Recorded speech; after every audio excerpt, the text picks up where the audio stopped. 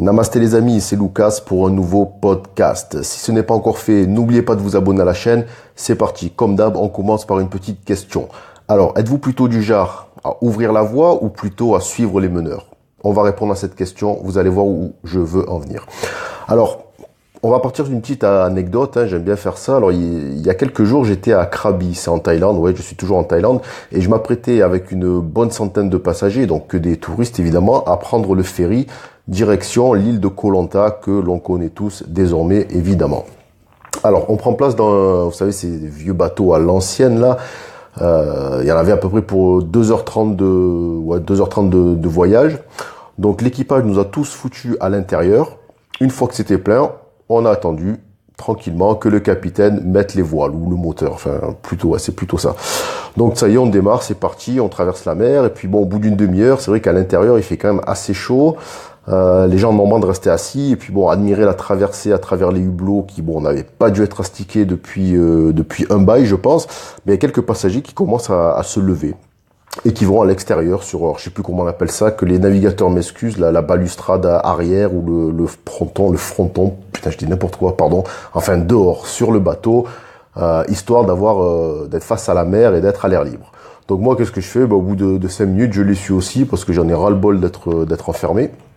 Donc au bout d'un moment, bon même pas une heure, allez, une demi-heure max à tout casser, on a quasiment la moitié des voyageurs qui sont à l'extérieur. Bon, il fait chaud, on est en plein cagnard, mais au moins on a une vue sublime sur les îles et sur la mer. Et puis bon, l'État est super malin, direct, il y a un membre de l'équipage qui arrive avec une grosse glacière remplie de canettes de bière. Évidemment, en bon alcoolique que nous sommes, nous les Européens, on se rue tous dessus. Oula, je bug, pourtant j'ai pas bu là aujourd'hui.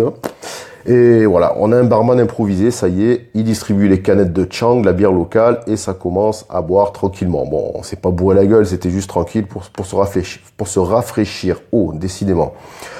Donc, qu'est-ce qui se passe? Au bout d'un moment, tout le monde commence à se détendre rapidement, on commence à discuter. Alors moi, à côté de moi, j'ai un type, là, un Suisse, d'une vingtaine d'années, donc je commence à discuter avec lui, il est sympa, tout ça.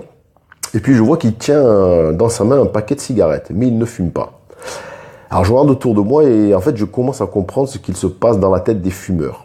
Alors moi je suis un ancien gros accro au tabac, j'ai arrêté il y a à peu près il y a 5 ans.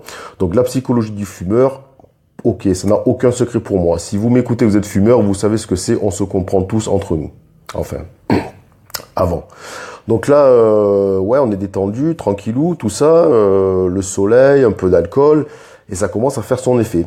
Alors, je regarde autour de moi et je me dis, bon, franchement, il y a au moins 50-60 personnes, il y a beaucoup de jeunes, beaucoup de backpackers, donc j'imagine, il y a au moins 20, si c'est pas 25 fumeurs potentiels. Et je suis sûr, parce qu'en tant qu'ancien fumeur, toujours, je suis un peu toujours dans la même psychologie, vous savez, on est toujours potentiellement fumeur, malheureusement. Je me dis, je suis sûr que tous, ils se demandent, est-ce que je peux m'en allumer une ici? Eh oui, parce que personne fumait. Parce qu'on est sur un bateau. Il y avait également des familles. Alors bon, c'est pas trop, est-ce qu'on peut fumer sur un bateau? Moi, j'en sais rien, je suis pas un habitué, et eux non plus apparemment. Et puis, il y avait un petit panneau d'affichage aussi il était discret, mais il disait clairement que c'était interdit de fumer. Bon, cela dit, nous sommes en Thaïlande et bon, si vous connaissez un peu le pays, vous savez bien que ce qui est censé être prohibé ne l'est pas forcément dans les faits. Bon, alors, pour prendre l'exemple le plus célèbre, prostitution, vous savez qu'officiellement c'est interdit en Thaïlande, pourtant c'est le plus gros bordel d'Asie. Et ça racole de partout. Donc bon, on se fie pas trop à ça. Et puis je me dis, bon, finalement, empêcher les gens de fumer alors qu'on sert de l'alcool à volonté, bon, ça tient pas trop la route tout ça quand même. Bref. Donc, cela fait 20 minutes qu'on est en train de boire de la bière et puis personne n'a l'audace de s'en griller une. Alors là, pause. Que se passe-t-il dans ce genre de situation? On a tous vécu ce genre de situation. Là, c'est avec une cigarette, ça aurait pu être avec autre chose. Mais qu'attendent les gens? Vous le savez, quand on est dans un groupe de gens qui ne se connaissent pas et qu'il y a une partie de ce groupe, voire tous, qui désirent faire quelque chose sans savoir s'ils en ont le droit, ils attendent que quelqu'un, on va l'appeler quand même le leader, parce que c'est une action, que quelqu'un passe à l'action, montre le chemin, la voie, pour donner en fait le ton, pour donner le signal. Et une fois qu'une personne aura pris les devants, tout le monde l'imitera. Et donc, pour revenir à mon exemple, ce qui devait arriver arriva. Le Suisse avec qui j'ai discuté, il s'en fout. Peu importe les interdictions ou l'éventualité de déranger ses voisins, qu'est-ce qu'il fait? Il s'allume sa cigarette, tranquillou, l'air de rien, sûr de lui, et il fume.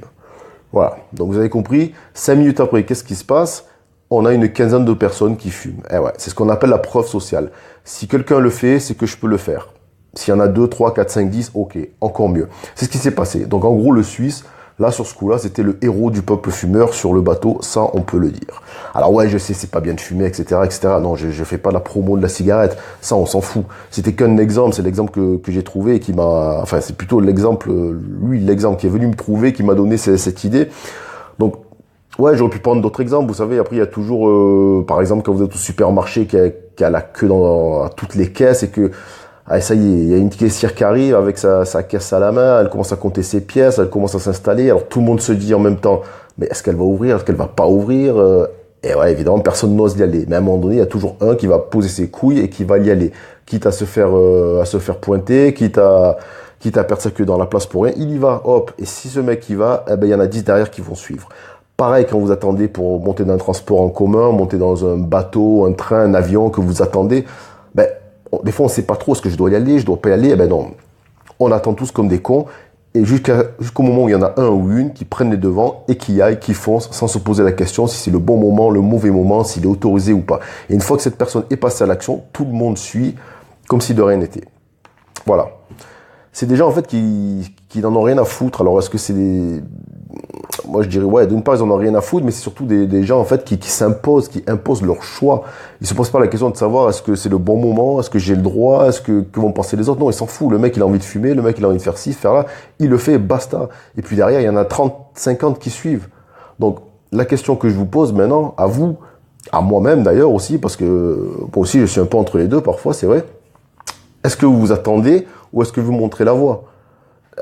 Parce que dans la vie, je pense qu'il vaut mieux montrer la voie. Parce que quand on attend que quelqu'un prenne la première initiative, ben parfois on peut attendre longtemps. Si ça se trouve sur le bateau, le Suisse n'aurait jamais allumé une cigarette, ben les mecs n'auraient pas fumé pendant 2 heures et demie. Donc, pas toujours évident de se reposer sur les autres.